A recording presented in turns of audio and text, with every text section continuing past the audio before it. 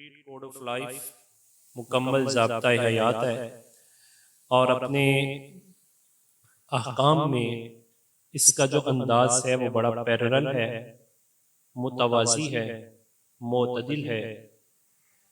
جب یہ کوئی حکم دیتا ہے تو اس میں وارن بھی کرتا ہے اور موٹیویشن بھی دیتا ہے، موٹیویٹ بھی کرتا ہے، جسے ہم ترغیب اور ترہیب کہتے ہیں۔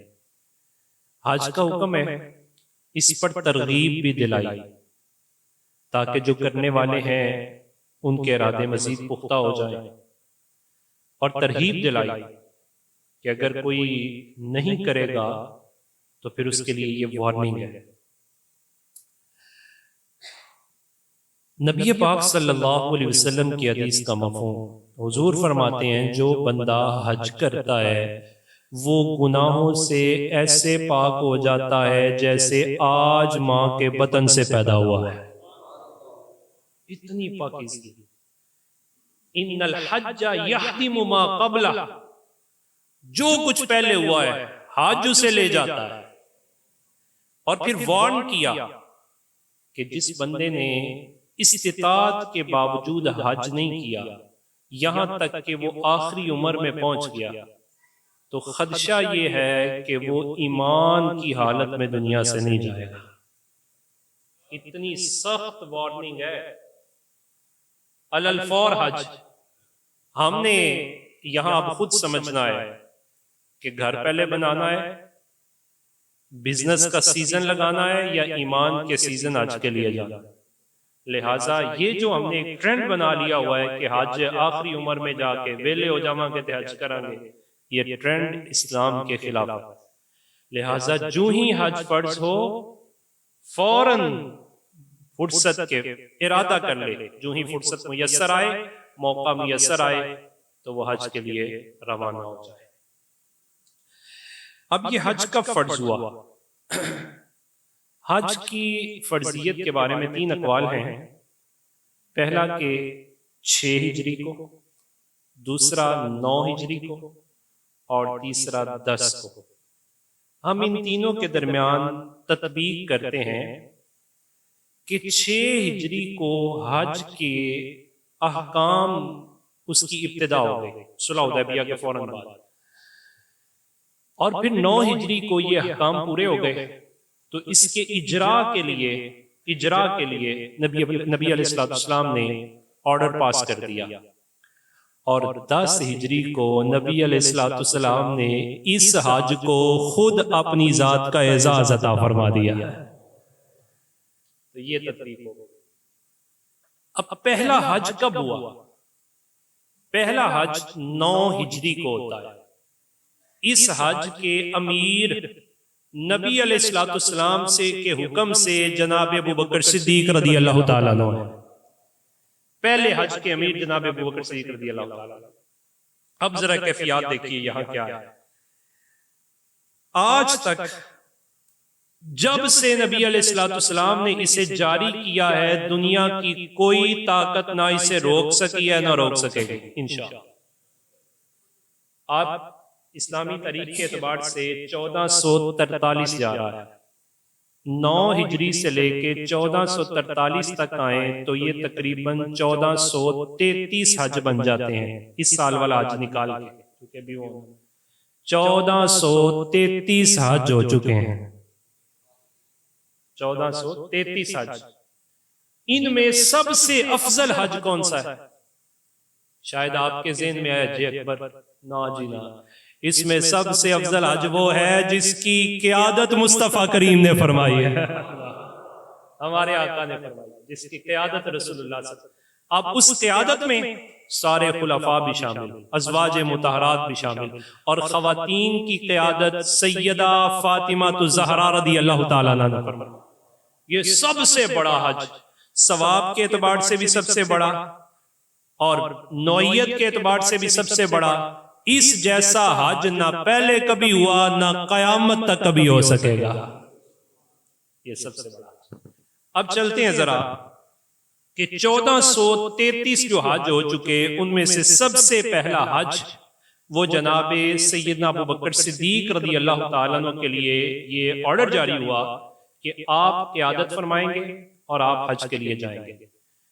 پوچھا گیا کون کون جانا چاہتا ہے؟ بس ذرا ہماری ڈائریکشنیں ٹھیک ہو جائیں، دین کے ساتھ ہم جڑ جائیں تو ہر کام میں سے خوشبوئیں نکلیں گی۔ قرآن اندازی کی گئی، پوچھا گیا کون کون جانا چاہتا ہے؟ یہ آج بھی قرآن اندازی ہوتی ہے۔ پوچھا گیا کون کون جانا چاہتا ہے؟ جن نے ارادہ فرمایا، نبی علیہ السلام نے ان میں سے 300 افراد کا انتخاب کیا، اور ان 300 افراد کی ٹریننگ نبی علیہ السلام نے خود فرمائی۔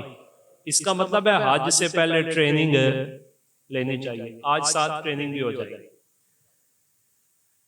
حج کے لیے ٹریننگ کی گئی اور ساتھ بتا دیا گیا کہ تم سارے مامور ہو اور جناب ابو بکر صدیق امیر ہیں۔ 301 افراد کا یہ قافلہ نبی علیہ السلام کے حکم سے حج کے ارادے کے لیے نکل گیا۔ اب جب یہ مکہ کے قریب پہنچے تو وہاں جناب ابو بکر صدیق رضی اللہ تعالیٰ عنہ نے پڑاؤ کیا کہ آپ اگر اپنی فریش ہونا چاہتے ہیں تو رک جائیں، اور ہم نماز فجر کے بعد اپنے احکام حج کی، مناسک حج کی ادائیگی کے لیے حرم میں داخل ہو جائیں گے۔ جناب ابو بکر صدیق ادھر رکے، نماز فجر کا وقت ہوا، آذان ہو گئی، اذان کے بعد اقامت کہی گئی۔ ابھی جناب ابو بکر صدیق رضی اللہ تعالیٰ نے یوں ہاتھ اٹھائے تھے کہ بجائے قبلے کی طرف رخ کرنے کے ہاتھ نیچے کیے اور سامعین پیچھے مقتدیوں کی طرف رخ کر لیا۔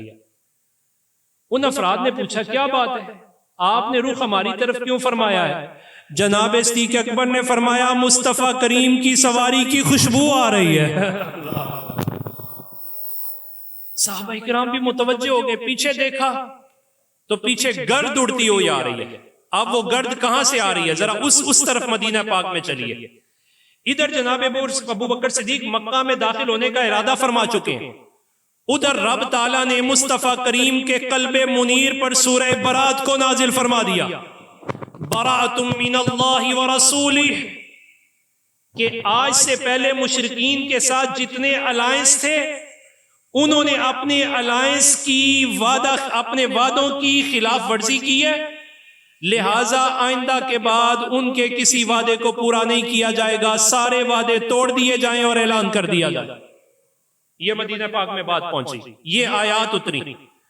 نبی پاک صلی اللہ علیہ وسلم نے فوراً جناب سیدنا علی المرتضیٰ کو بلایا، فرمایا علی رب تعالیٰ کا یہ حکم آ گیا، یہ سورہ برات وہ ہے جس کے شروع میں پھر بسم اللہ بھی نہیں آئی، اس کے قبل بسم اللہ نہیں لکھی جاتی۔ براۃ من اللہ، یہ بیزاری کا حکم آیا ہے، سارے معاہدے ٹوٹ گئے۔ فوراً یہ پیغام حرم میں داخل ہونے سے پہلے ابو بکر تک پہنچنا چاہیے۔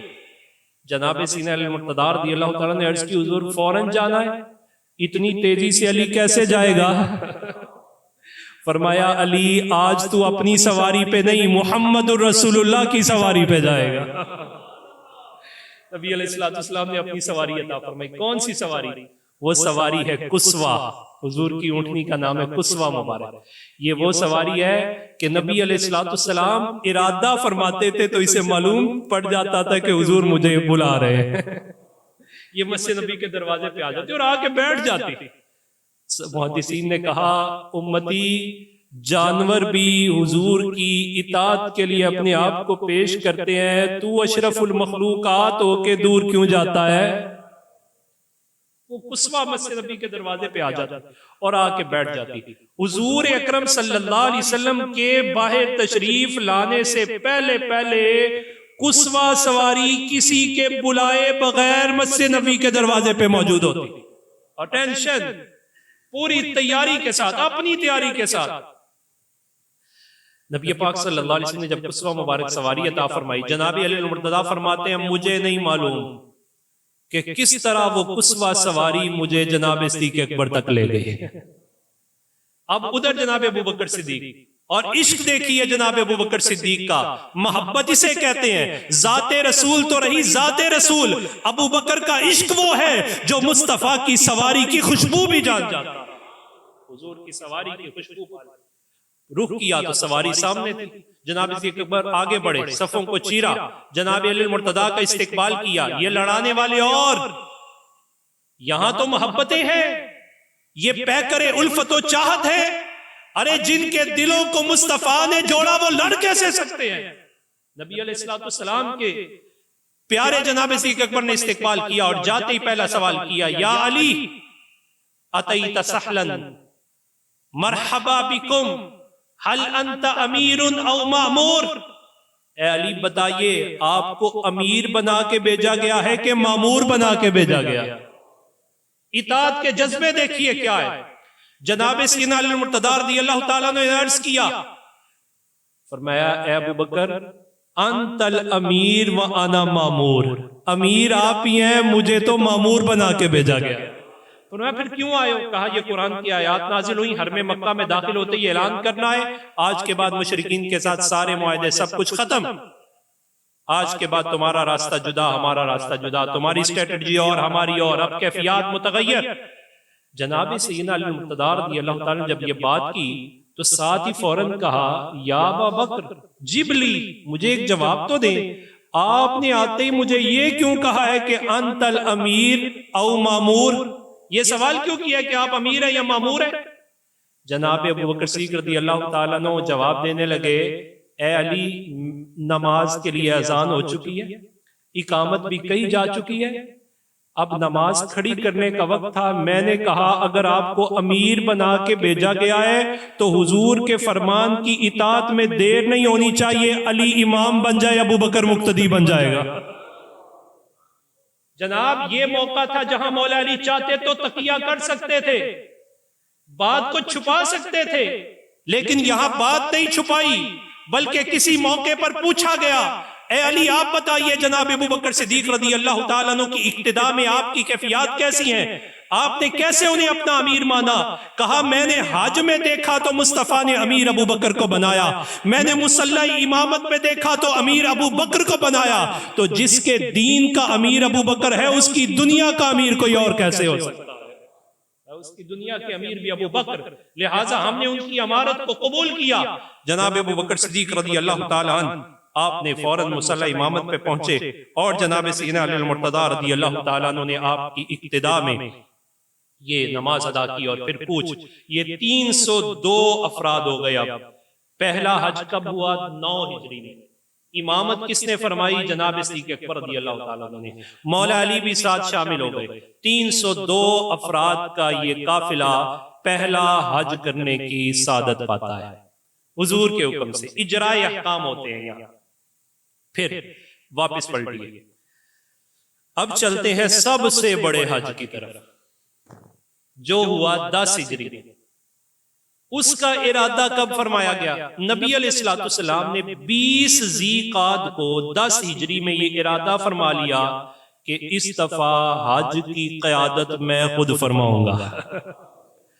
اب جو یہ خبر ہوئی کہ حضور حج پہ جانے کا ارادہ فرماتے ہیں، بلا تشبیہ و تمثیل آج کسی کے شیخ، کسی کے مینٹور، کسی کے اسپرچل ہیڈ نے جس کے ساتھ عقیدتیں ہوتی ہیں، اس کا پتہ چل جائے کہ جناب وہ حج پہ جا رہے ہیں یا عمرے پہ جا رہے ہیں تو بندے کا دل چاہتا ہے میں بھی ان کے ساتھ چلا جاؤں. ارادہ بندہ بنا لیتا ہے. ذرا تصور کرے جب مصطفیٰ کریم نے اعلان فرمایا ہوگا تو کون رہا ہوگا؟ اب بات پھیل گئی فوراً اطراف مدینہ میں، ادھر ادھر خبر، حضور حج پہ جانا چاہتے ہیں، حضور تشریف لا رہے ہیں، حج کے لیے حضور آ رہے ہیں. 20 سے لے کے 24 تک 4 دن کے بعد صحابہ فرماتے ہیں ہم جب مسجد نبوی سے باہر نکلتے ہیں تو مدینہ کے طیبہ کے گرد و نواح میں خیموں کی بستیاں لگ چکی ہیں، اور 24 کی شام تک 90,000 مرد عورت یہاں جمع ہو چکے ہیں. 90,000 افراد یہاں جمع ہو چکے ہیں. 4 دن کے اندر لوگوں نے، مرد و خواتین نے سب کچھ چھوڑا. بس کدھر جا رہے ہیں؟ بس حضور حج پہ تشریف لے جا رہے ہیں اور ہم بھی حضور کی مائیت میں جانا چاہتے ہیں. 90,000. ادھر یمن میں خبر پہنچی، جناب سیدنا علی المرتضیٰ رضی اللہ تعالیٰ اس وقت یمن میں موجود تھے. آپ نے بھی ارادہ فرمایا میں بھی جانا چاہتا ہوں، حضور جانا چاہتے ہیں. یمن سے پورا قافلہ آیا. حبشہ میں خبر پہنچی، وہاں سے پورے جب مکہ پاک میں مصطفیٰ کریم داخل ہو رہے ہیں تو 1,24,000 افراد کا جمع غفیر حضور کے ساتھ ہے. یہ 10 ہجری، یہ وہ پہلا حج، اتنا اعلیٰ مصطفیٰ کریم کی سواری آگے آگے۔ مدینہ پاک سے نبی علیہ السلام نے جب 25 تاریخ کو حضور اکرم صلی اللہ علیہ وسلم نے مسجد نبوی شریف میں ظہر کی نماز ادا فرمائی، اور ظہر کی نماز کی 4 رکعتیں ادا فرماتے ہی رسول اللہ صلی اللہ علیہ وسلم نے فرمایا ہم نے حج کے ارادے کی تکمیل کے لیے ابھی نکلنا ہے۔ سارے تیار ہیں، پہلے سے نکلے۔ جب حضور علیہ السلام باہر تشریف لائے تو خیمے افراد نبی علیہ السلام کے چہرہ مبارک پہ تبسم کھل گیا، تبسم کی خیرات حضور نے عطا فرمائی۔ حضور قیادت فرما رہے ہیں، ابھی چند میل ہی گزرے تھے کہ پیچھے سے کسی نے آ کے کہا حضور آپ کے کچھ اور غلام آپ کے ساتھ شامل ہونا چاہتے ہیں، اگر آپ کچھ دیر انتظار فرما لے تو وہ بھی شامل ہو جائیں گے۔ نبی علیہ السلام نے قصوہ کو اشارہ کیا، قصوہ وہیں بیٹھ گئی، قصوہ اسی مقام پہ بیٹھ گئی۔ آپ جانتے ہیں وہ مقام کون سا ہے؟ آج اگر کسی نے مدینہ پاک سے بڑا عمرہ کرنا ہو، سب سے بڑا عمرہ وہ جو مدینے سے کیا جاتا ہے، اور احرام کہاں سے باندھا جاتا ہے؟ جہاں مصطفیٰ کریم کی سواری انتظار کے لیے رکی ہے۔ نبی علیہ السلام نے وہاں انتظار فرمایا، رک گئے۔ یہ مقام ہے مقام ذوالحلیفہ، بیر علی کے ساتھ، یہاں مسجد ذوالحلیفہ، مکہ سے 16 کلومیٹر، 10 میل کا فاصلہ ہے۔ یہاں پہنچ کے نبی علیہ السلام نے جب قیام فرمایا تو عصر کا وقت ہو چکا تھا۔ اب عصر یہاں پڑی تو آپ نے 2 رکعتیں ادا فرمائی۔ کیوں 2 رکعتیں ادا فرمائی؟ اس وجہ سے مدینہ سے باہر آ چکے تھے، وہاں 4 اور یہاں 2، پتہ چلا اب سفر شروع ہو گیا، تو سفر ہو جائے تو پھر قصر، تو قصر 4 والی رکعتوں کو 2 پڑھنا، 2 رکعتیں یہاں ادا فرمائی۔ نبی علیہ السلام نے یہاں مغرب بھی پڑھی، عشاء بھی پڑھی، اور کہا رات قیام کر لو اور صبح پھر ہم یہاں سے کوچ کریں گے۔ صبح نماز فجر کا وقت ہوا، نبی علیہ السلام نے نماز فجر ادا فرمائی۔ اب ڈیٹ کون سی ہوگی؟ 26 تاریخ کو 20 کو ارادہ فرمایا، اور الحمدللہ آج بھی 23 ہے۔ تو ارادہ فرمائے کہ حج وہ ہے کہ جسے کب کرنا ہے؟ جو ہی فرض ہو جائے، اس میں کوئی تاخیر نہیں۔ ارادہ فرمائے، اسباب تو اللہ تعالیٰ نے پیدا فرمانے، کوئی تاخیر نہیں۔ وارن کیا کہ جس نے حج فرض ہونے کے باوجود اس میں تاخیر کی، مرض الموت میں پہنچ گیا، حج نہیں کر سکا، خطرہ ہے کہیں ایمان سے خالی نہ چلا جائے۔ نبی علیہ السلام نے 26 کی صبح نماز فجر ادا کی، تو فجر کے بعد ارادہ کر لیا۔ ابھی نکلنے ہی لگے تھے کہ جناب اسما بنت امیس کا کیس مصطفیٰ کریم کی بارگاہ میں آ گیا۔ حضور قصوہ سواری پر سوار ہے۔ جناب اسما بنت امیس یہ کون ہے؟ یہ اس وقت جناب ابو بکر صدیق رضی اللہ تعالیٰ عنہ کی زوجہ ہیں، لیکن جناب اسما کا پہلا نکاح جناب جعفر کے ساتھ ہوا، ان کے وصال کے بعد جناب ابو بکر صدیق رضی اللہ تعالیٰ عنہ کے ساتھ ہوا، اس کے بعد جناب ابو بکر صدیق رضی اللہ تعالیٰ عنہ کے وصال کے بعد جناب سیدنا علی المرتضیٰ رضی اللہ تعالیٰ عنہ کے عقد میں آئی۔ اس سے پتہ یہ چلتا ہے کہ بیوہ کے ساتھ نکاح کرنے کی جو تعلیم مصطفیٰ کریم نے فرمائی تھی، مصطفیٰ کریم کے صحابہ نے اس کو جاری رکھا ہوا ہے۔ اسما یہ کون ہے؟ خاتون کون ہے؟ یہ حبشہ کی خاتون ہے، اور اسلام کی پہلی آرتھوپیڈک سرجن ہے۔ سرجری کا تصور مسلمانوں کو جناب اسما بنت امیس عطا فرماتی ہیں۔ جناب اسما بن امیس وہ ہے مصطفیٰ کریم کی 60 حدیثیں امت تک پہنچاتی ہیں۔ جناب اسما بنت امیس وہ ہیں کہ خوابوں کی تعبیر جناب عمر نے بھی پوچھنی ہوتی تو اسما کی بارگاہ میں آیا کرتے ہیں۔ جناب اسما بنت امیس وہ ہیں کہ پہلی جراح ہے امت رسول صلی اللہ علیہ وسلم کے افراد کو جب کوئی زخم پہنچتا تو مرہم پٹی کے لیے اسما میدان میں موجود ہوتی تھی۔ ویلفیئر کا وہ نظام، یعنی جسے ہم فرسٹ ایڈ کہتے ہیں، فرسٹ ایڈ کی تربیت امت کو جناب اسما نے عطا فرمائی ہے۔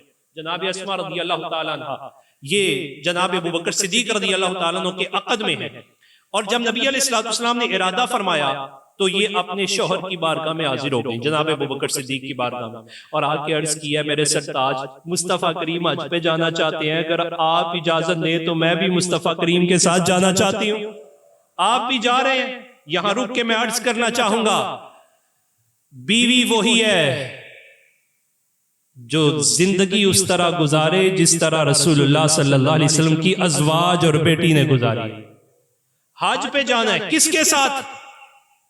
مصطفیٰ کریم علیہ السلام کے ساتھ، لیکن اپنے شوہر کے پاس آئی اور آ کے کہا سرتاج آپ اجازت دیں گے تو پھر میں جاؤں گی۔ اچھا ذرا رک کے تھوڑا پیچھے چلے جائیں، یہ تربیت کہاں سے آئی؟ کیا آپ وہ بات بھول گئے جب مصطفیٰ کریم سیدہ فاطمہ کے گھر آتے ہیں؟ کیفیات یہ ہے، لختے جگر کی یاد آئی، مصطفیٰ کریم پہنچے، فاطمہ نے عرض کی ابا جان میرے پیارے آپ تشریف لائے، کیا غرض ہے؟ نبی علیہ السلام نے فرمایا فاطمہ میرا دل تیرے سے اداس تھا، آج میں تجھے لینے کے لیے آیا ہوں۔ جناب اما جان سیدہ فاطمہ رضی اللہ تعالیٰ عنہ آپ فرماتی ہیں آپ نبی کی حیثیت سے حکم فرما رہے ہیں یا باپ کی حیثیت سے حکم فرما رہے ہیں؟ نبی علیہ السلام نے فرمایا ایک باپ کی حیثیت سے تجھے لینے آیا ہوں۔ فرمایا پھر میرے نبی کا حکم یہ ہے اس وقت تک گھر کی دہلیز سے قدم باہر نہیں رکھنا جب تک سرتاج اجازت نہ دے دے۔ آج امت کی بیٹیوں کی تربیت کیوں نہیں ہو رہی؟ اس وجہ سے کہ بیوی کے روپ میں اپنی تربیت پیش نہیں کر رہی، اپنا عملی کردار پیش نہیں کر رہی۔ جناب اسماء بنت امیس نے جب عرض کی فرمایا آپ کی کنڈیشن ایسی ہے، آپ انکمفرٹ زون میں ہیں، آپ اگر ہمت کر سکتی ہیں اور اتنی سٹرگل کو آپ سہ سکتی ہیں، مشقت برداشت کر سکتی ہیں، جانا چاہیں تو پھر جا سکتی ہیں۔ فرمایا جب مصطفیٰ کریم ساتھ ہیں تو پھر کوئی مشقت نہیں رہتی، آپ بس اجازت فرما دیں۔ جناب صدیق اکبر رضی اللہ تعالیٰ نے اجازت فرما دی۔ اب ان کی کیفیات کیا ہیں؟ جناب اسماء رضی اللہ تعالیٰ نے اس وقت پریگننٹ ہے، اس انکمفرٹ زون میں ہے اور بالکل لاسٹ ڈیز ہیں ڈیلیوری کے، یہ بھی ساتھ چل پڑی۔ اب جب نبی علیہ السلام یہاں نکلنے لگے مقام ذوالحلیفہ سے، نماز ادا ہو گئی، ارادہ فرما لیا، سواری پر سوار ہے، جناب اسماء رضی اللہ تعالیٰ عنہ کا کیس آ گیا کہ حضور رب تعالیٰ نے انہیں چاند سا بیٹا عطا فرما دیا ہے، اور وہ بیٹا لے کے نبی علیہ السلام کی بارگاہ میں حاضر ہو۔ اب کئی مسئلے یہاں سے امت کی ماؤں بہنوں بیٹیوں کے لیے، حاجنوں کے لیے مسئلے نکلنے ہیں، اور یہاں یہ بات پیش نظر رہے امت پر نبی علیہ السلام کے خاندان کے بعد احسانات ابو بکر صدیق کے خاندان کے ہیں۔ بیٹی کا احسان جدا گانا، زوجہ کے احسانات جدا گانا، خود جناب صدیق اکبر کا احسان یہ ہے، مصطفیٰ کریم فرماتے ہیں جس نے احسان کیا میں نے بدلہ چکا دیا، میرے ابو بکر کے احسان کا بدلہ رب تعالیٰ قیامت کو عطا فرمائے گا۔ اتنے احسانات ہیں۔ یہاں ایک مسئلہ ہو گیا، مسئلہ یہ کہ بیٹا ہے حج پہ لے جانا چاہتی ہیں، کیا شیر خوار بچہ لے جائیں؟ نبی علیہ السلام نے صرف یہ نہیں فرمایا، بچے کو پیار بھی عطا فرمایا اور فرمایا یہ بھی ساتھ ہی حج پہ جائے گا۔ یہ وہ پہلا بچہ ہے کہ پیدا ہوتے ہی حج کے لیے نکل پڑا، پیدا ہوتے ہی حج کے لیے۔ پھر جناب اسماء والا مسئلہ آ گیا، حضور بچہ پیدا ہو گیا تو یہ انکمفرٹ زون یہ فائنل ہو گیا کہ اب تو یہ نفاس میں چلی گئی، ناپاکی میں آ گئی، تو کیا میں بھی جاؤں یا واپس ہو جاؤں؟ نبی علیہ السلام نے فرمایا ہمارے ساتھ آئیے، اب واپس کیوں جانا ہے، اب آگے چلو۔ اب آپ ساتھ چلیں گے، وہ پھر ساتھ چلی، پھر حکم آیا جو حج کا ارادہ کر لے خواتین ایسے ہی احکام میں آ جائے تو اس کے لیے وہ چلے، ہاں ایک کنڈیشن لگا دی کہ وہ حرم میں داخل نہیں ہوگی، باقی سب کچھ کرے گی صرف حرم میں داخل نہیں ہوگی۔ جناب اسماء بنت امیس پہ چل پڑی، مصطفیٰ کریم علیہ السلام نے یہاں سے کوچ فرمایا، اور اب یہاں کچھ کیفیات ہیں جن کیفیات کو صحابہ کرام رضوان اللہ علیہم اجمعین نے ایک احرام باندھنے والے کے لیے سنت نبوی کے سانچے کی صورت میں عطا فرمایا۔ فرمایا یہاں جو نبی علیہ السلام نے احرام فرمایا ذرا اس کی طرف توجہ کریں، تربیت بھی ساتھ ہو جائے، بالیدگی بھی مل جائے۔ وہ احرام کیا ہے کہ نبی علیہ السلام نے جب قیام فرما کے آپ اٹھے تو آپ نے غسل مبارک فرمایا، تو مقام ذوالحلیفہ پہ بڑا اہتمام ہے، غسل کر لینا چاہیے۔ پھر اس کے بعد نبی علیہ السلام نے احرام باندھا، احرام باندھنے کے بعد نبی علیہ السلام نے 2 نفل ادا فرمائے، اور 2 نفل پڑھنے کے بعد مصطفیٰ کریم علیہ السلام نے نیت فرمائی۔ اب کتنے حج ہیں؟ 3، حج افراد، حج تمتع، حج قران۔ افراد ہے صرف حج کرنا، آخری دنوں میں گئے اور صرف حج ہی کیا، عمرہ نہیں کر سکے۔ تمتع کیا ہے؟ ان دنوں میں گئے، جا کے عمرہ کیا، احرام کھول دیا، بعد میں حج کے لیے نیا احرام باندھ لیا۔ حج قران یہ ہے کہ جو احرام باندھا ہے عمرے بھی کرتا گیا ہے اور اس میں حج بھی کیا، اس وقت تک نہیں کھولا جب تک حج پورا نہیں ہوگا۔ نبی علیہ السلام نے یہاں کون سی نیت فرمائی؟ حضور اکرم صلی اللہ علیہ وسلم نے یہاں قران کی نیت فرمائی۔ نبی علیہ السلام نے قران فرمایا۔ اندازہ کریں 26 تاریخ کو احرام باندھا اور 12 سے پہلے نہیں کھولا ہوگا۔ 26 کو احرام باندھا اور 12 سے پہلے نہیں کھولا ہوگا۔ یہ بڑی مشقت ہوتی ہے احرام کی پابندیوں میں رہنا۔ نبی علیہ السلام نے حج قران فرمایا۔ اب صحابہ کرام حاضر ہو گئے، حضور ہمارے لیے کیا حکم ہے؟ نبی علیہ السلام نے فرمایا میں تم پر پابندی نہیں لگاتا، چاہے تو تمتع کی نیت کر لو تو چاہے تو قران کی نیت کر لو، چاہے تمتع کی نیت کرو چاہے قران کی نیت کرو۔ صحابہ کرام رضوان اللہ علیہم اجمعین نے اس کے مطابق اپنی نیت فرمائی۔ پھر نبی علیہ السلام اپنی سواری پر جب سوار ہوئے، کوچ کا ارادہ فرمایا تو نبی علیہ السلام نے بلند آواز سے تلبیہ پڑھا۔ جب یہ تلبیہ پڑھا جا رہا تھا، جناب جابر فرماتے ہیں میری آنکھوں سے آنسو جاری تھے کہ زمین و آسمان میں یوں لگ رہا تھا کہ آج ساری کی ساری فلک کی ہر چیز، عرش کی ہر چیز، فرش کی ہر چیز اپنے رب کی توحید بیان کر رہی ہے، اور صدا یہ بلند ہے لبیک اللہم لبیک لبیک لا شریک لک لبیک ان الحمد والنعمت لک والملک لا شریک لک۔ کوئی زبان خاموش نہ رہے۔ ہم اگرچہ ظاہراً نہیں جا سکتے لیکن باطناً اپنے عالم تصورات میں دیکھیے مصطفیٰ کریم علیہ السلام کے تلبیے کے پیچھے حضور کے سارے امتی تلبیہ کہہ رہے ہیں لبیک اللہم لبیک لبیک لا شریک لک لبیک ان الحمد والنعمت لک والملک لا شریک